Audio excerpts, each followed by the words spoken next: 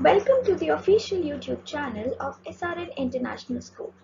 I am Ayushi Bhargava, Faculty of Sociology at SRN International School. And the topic I would be covering today is social movements. Students, let's begin with the topic social movements. Let us discuss what is a social movement. Social movement is where a group of people come together in order to bring about change in society in regard to certain social issues with the aim of changing people's perspectives about that aspect. Social movements not only change the societies, they also inspire other social movements. As we saw that national movement shaped the making of the Indian Constitution and how in turn the Indian Constitution played a major role in bringing about the social change. So in all, we can say that social movement is where a number of people come together and bring about a change in society. Proceeding further, let us discuss the features of social movement. First, mass mobilization of people. Large number of people who believe in the issue come together.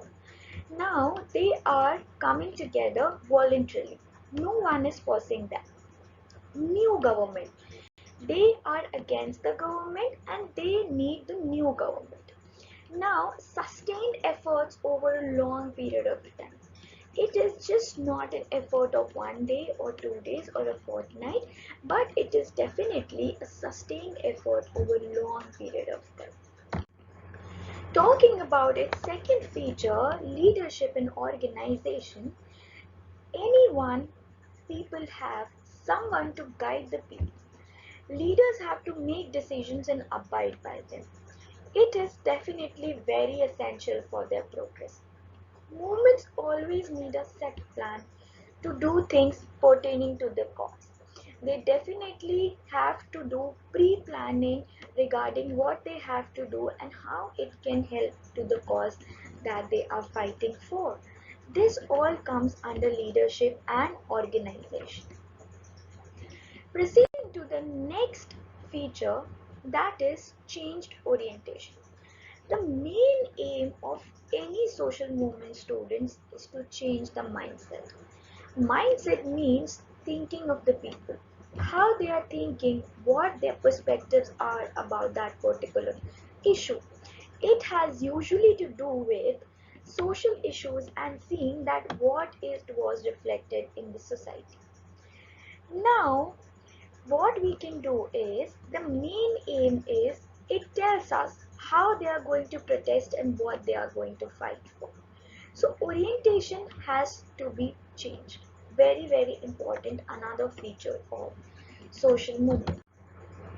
Now let's talk of what are the differences between social change and social movement. Coming to social change is a continuous and ongoing process, students. It is a never-ending process. It keeps on going for a long. While on the other hand, social movement is aimed at achieving specific goals and are formed for that purpose only. It ends as soon as a particular goal is achieved. Let's talk of the second feature of the social change. Social changes are achieved as a result of the consistent efforts and actions of many people over a period of time. It does not happen as we talked about in a small period of time. It is definitely sustained efforts of a lot of people and for a long period of time. Whereas social movement is the result of the social efforts of people who gather for a specific task and the group gets dissolved after the task is achieved. As soon as the task is achieved, people of social movement gets dissolved. They are not connected once their goal is achieved. Talking about the third feature of social change is a long-term process, as we talked of. Whereas, on the other hand, social movement is a short-term process. It is there as long as the goal is not achieved. Let's talk of what is counter movement. a small group of people who are against the larger group of people that they are part of. That particular group is known as counter movement. Now, suppose Brahma Samaj and Dharma Samaj, Orthodox Muslims and unorthodox Muslims. These are some of the examples of counter movement. Proceeding further, let's talk of the theories of social movement. Before we proceed to theories of social movement, in any country, social movement aims at changing some aspect of society.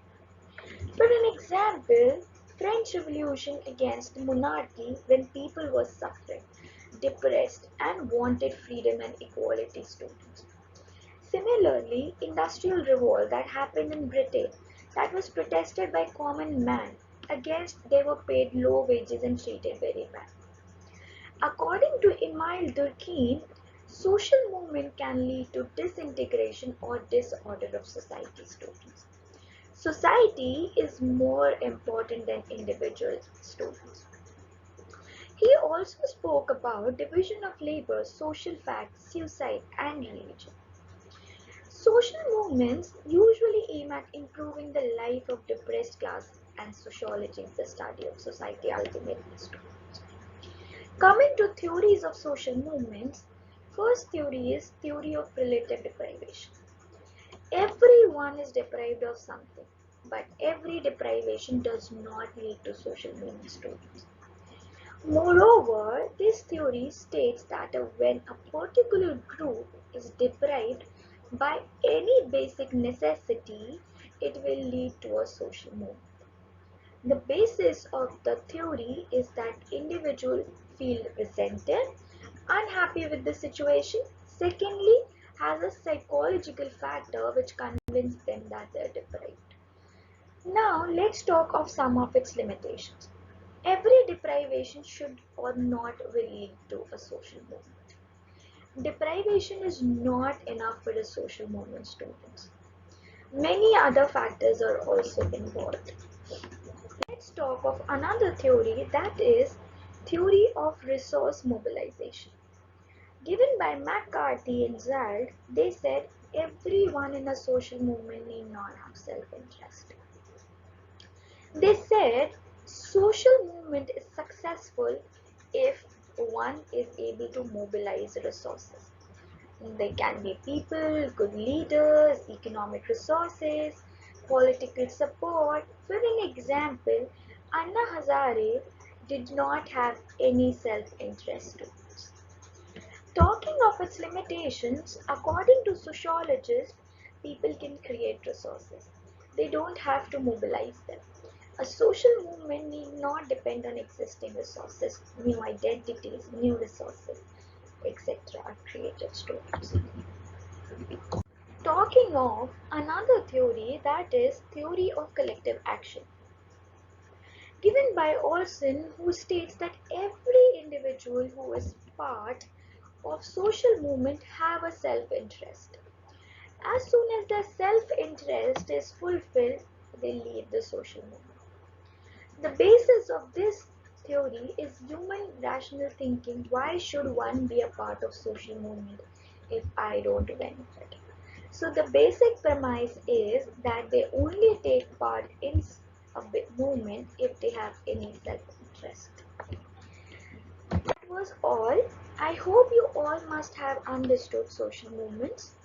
Thank you so much students. If you find it useful, kindly share, like, comment and do subscribe our channel.